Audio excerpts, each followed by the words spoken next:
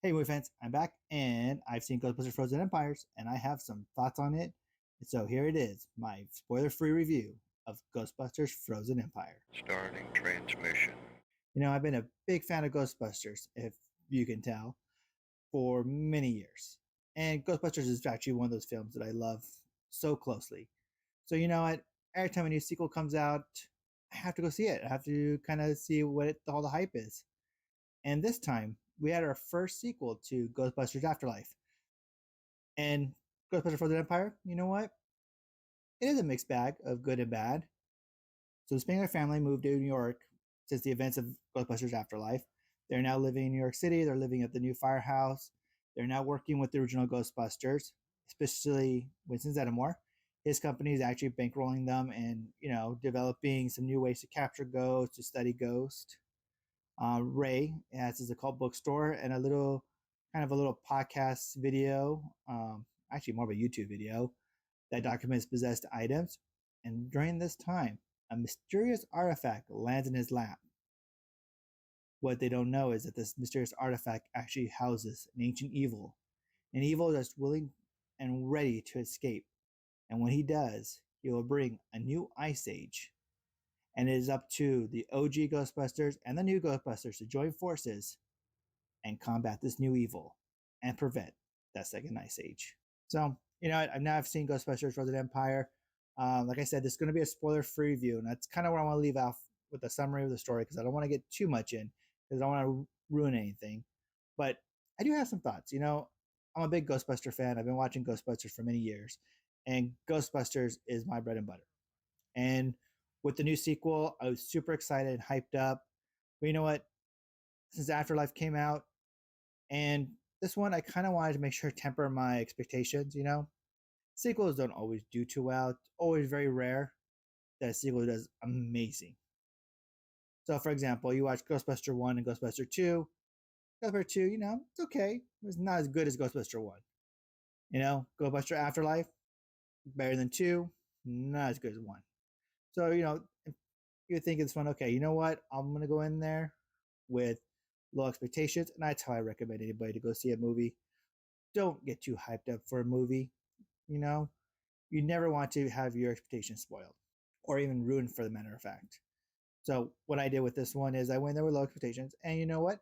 I was pleasantly surprised by this one. It is a really, really good version of Ghostbusters. The cast is amazing in it. The special effects are amazing. The story is great. It feels like a Ghostbusters episode from the cartoon series. This would be a true sequel to Ghostbusters Afterlife. You can see the progression of the story. You can see the progression of the characters developing. Yes, there's a lot of characters to try to follow in this movie, and that's probably been one of my gripes with this one, is that we actually have one too many characters. Because not only are you juggling storylines with the original Ghostbusters and what are they up to, you're also juggling the storylines of the new Ghostbusters and several new characters that are introduced into this movie. By having too many characters in the story, I mean, some of the characters don't are lacking that actual story arc. Don't get me wrong.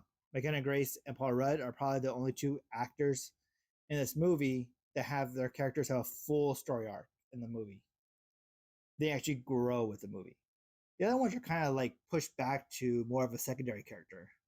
For example, Finn Wolfhard's character, he is actually not in the movie as much. I know, a little spoiler, but I felt like his character was the one that lacked a lot of growth in the movie.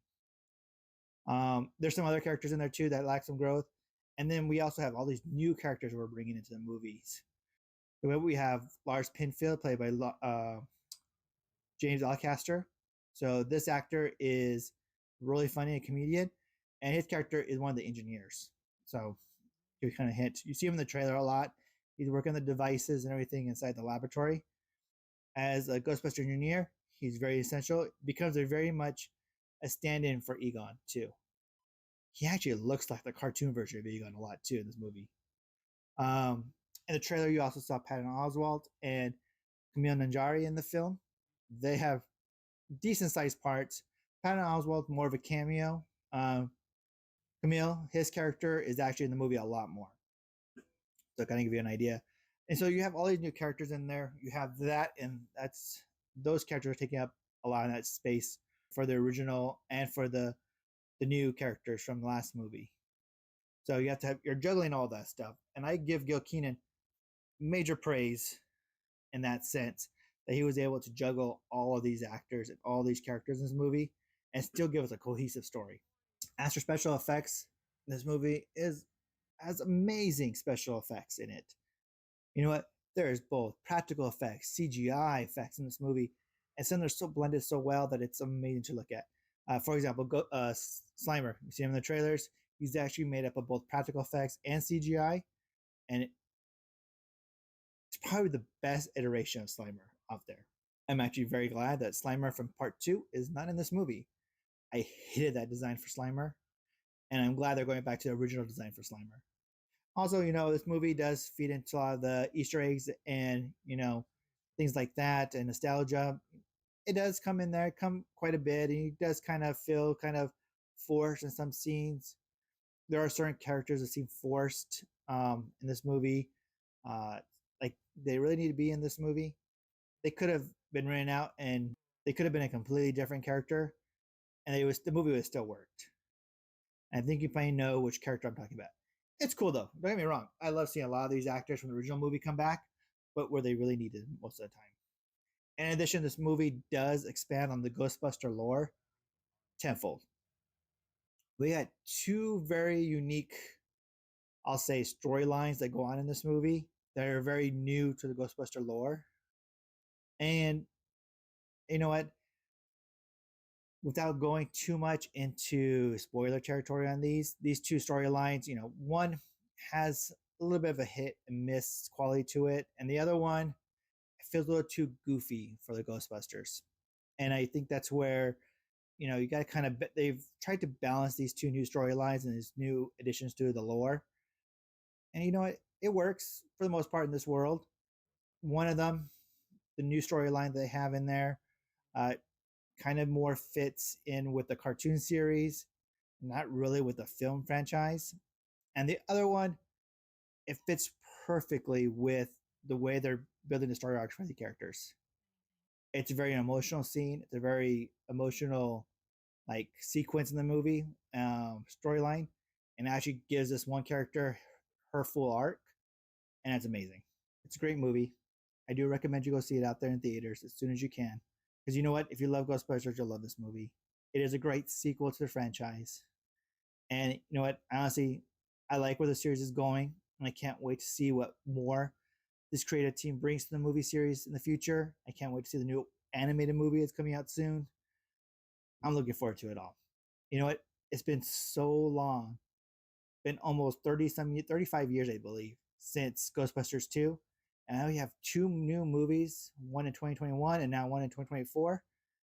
I like, hey, I love this. This is amazing. I love everything about this. And I believe you guys would too. So let's get on to my ratings for this movie. All right. So my ratings for this movie is I give it a B minus.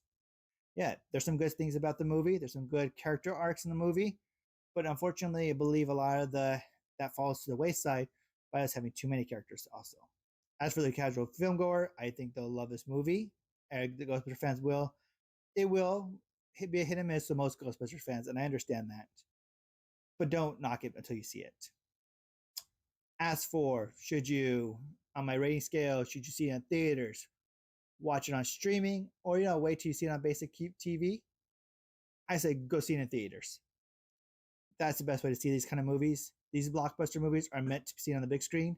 This movie has everything for it to be seen on the big screen. I'd recommend that be the only way to see this movie. And with that, I want to know what you guys thought were. Did you guys see Ghostbusters Frozen Empire? Let me know in the comment section below. What was your rating for this movie? Were there stuff you liked? Were there stuff you disliked? Try to keep it spoiler free right now in this chat.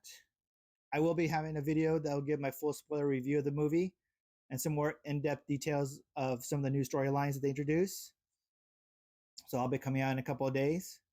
But I don't want to kind of hear what's your spoiler-free review of the movie. Did you like it? Did you dislike it? Let me know in the comment section down below. And until next time, this is JD with the Figgy Pop Collector channel. That concludes a Figgy Pop transmission.